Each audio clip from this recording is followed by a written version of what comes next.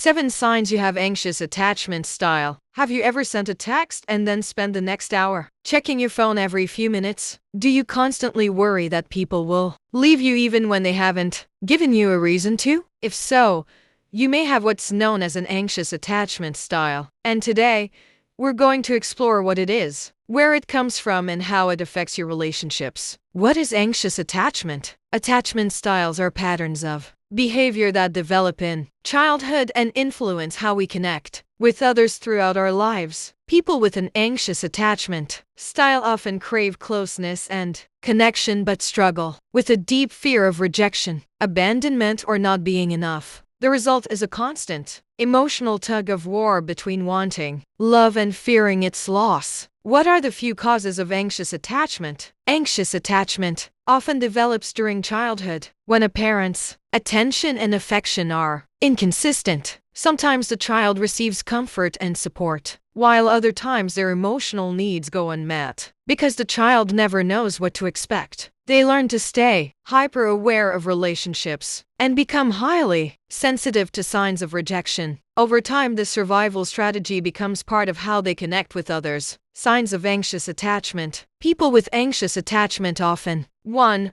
Overthink texts and conversations. 2. Need frequent reassurance. 3. Fear being abandoned. 4. Feel anxious when someone becomes distant. 5. Struggle with insecurity in relationships. 6.